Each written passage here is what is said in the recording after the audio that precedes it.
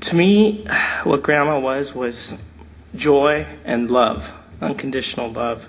And I know that she was that for a lot of people here. And what struck me about Grandma and Grandpa was how their relationship was so loving and how it worked so well. But they were actually polar opposites when it came to personality. Grandpa was very serious. He was old-fashioned. He didn't say too much.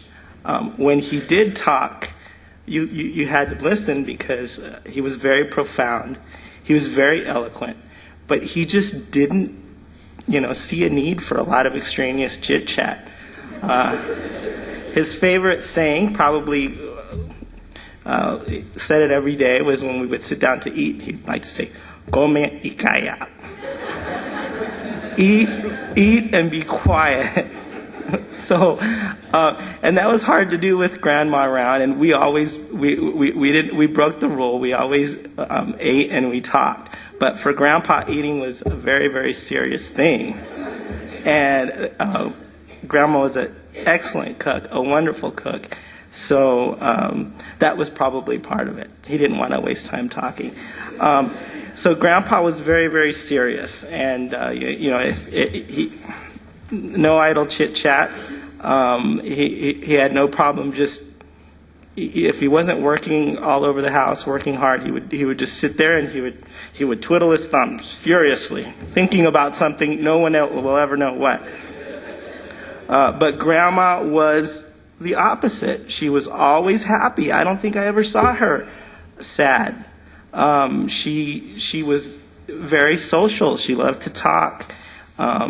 She loved to tell jokes. She had a wonderful sense of humor. And it's true that her hair was gray. I heard that her hair went gray when she was 20.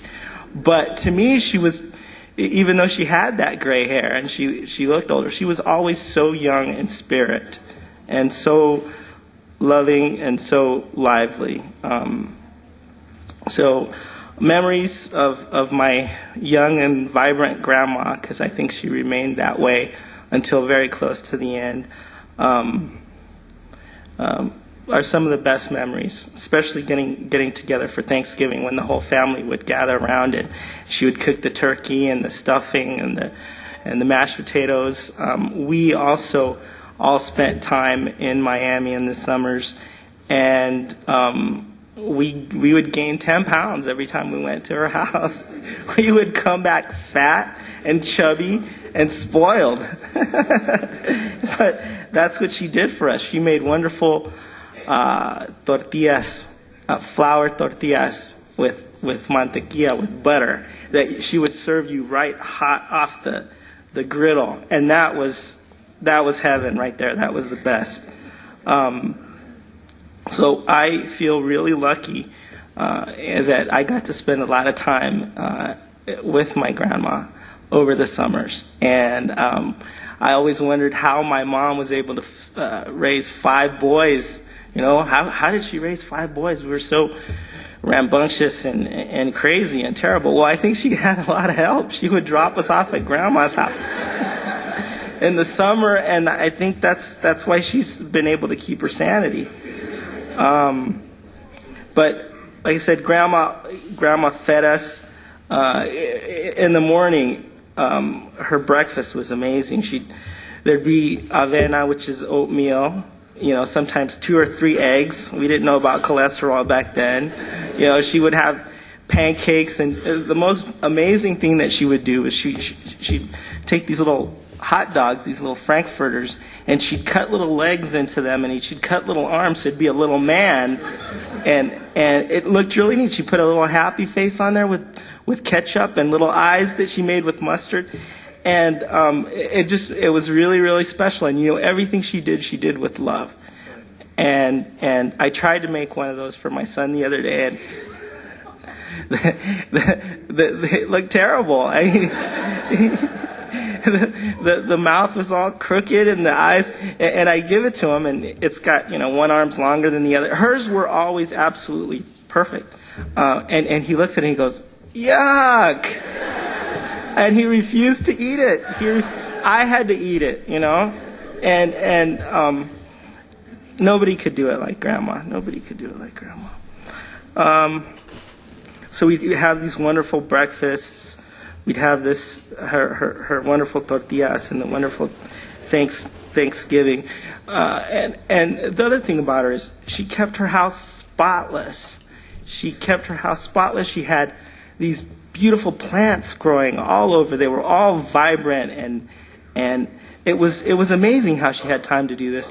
And then she had all these hobbies that she would do. She'd do amazing needlework. She could knit. She could crochet. She would make these huge elaborate quilts, and she would make these little people out of paper mache that she would give out to everyone for special occasions. For my tia Lucy, she'd make a nurse, and for my tia Eva, she'd make a teacher, and she was just amazing. The paper mache ones were amazing because she'd have the little.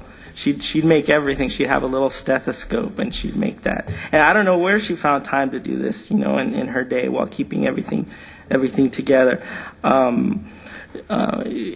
Needlework. She would make dolls for people, and it was all ingenious. I was always amazed by her ability to do that.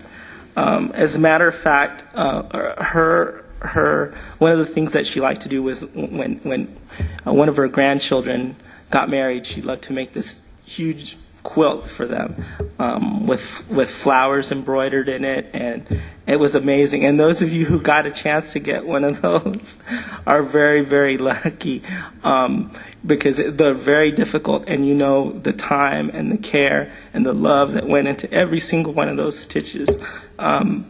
It was not an easy thing. But she did that. As a matter of fact, I think the most valuable thing I own was a quilt that she made for my son Gabriel when he was born. I didn't marry as early as some of my younger, better-looking brothers. I was finally able to convince somebody to marry me, but I was a lot older, so. I had children later too, so Grandma wasn't quite as lively as she was before. But she said, I made this for Gabriel. I made this for your son, and she apologized. She said, my eyes aren't that good anymore, and the stitches aren't, as straight. But here it is, and it just it's the most it's the most valuable thing that we have, because what it is that's her love, that she gave to all of us. But I know Grandma wouldn't want us to be sad, and when we cry, I think we're crying for ourselves because we miss her. It's not for her. She lived a long life. She lived a good life. She was lucky to have wonderful children and wonderful daughters like my tia Lucy and my tia Eva, and they're really amazing. That's her legacy. But she was a happy person, and she was a joyous person, and she loved life, and she loved and this. I still remember she was around 60, and she was at our house, and I said, well, you were around in the roaring 20s, Grandma. What was that like? It sounds like it was a pretty fun time. And she was like, yes. She says, let me show you how I used to do the Charleston. So I couldn't believe it. I didn't think my grandma ever danced the Charleston. I said, really, Grandma, really? She's like, yes, let me show you. So she's in the hall by my room, and I couldn't believe it. Her feet moved so fast. She was just dancing. And I was like, she's the most amazing person. She never failed to surprise me, and it was great. I'll never forget Grandma dancing the Charleston. And I know that right now, I'm sure that's what she's doing. It might not be the Charleston, but she's dancing, and she's happy. she's happy. So it was a good life. It was a long life. You know, we all loved her, and for good reason. She was a grandma. She was love, and she was joy, and it was all unconditional. So we're so lucky to have that.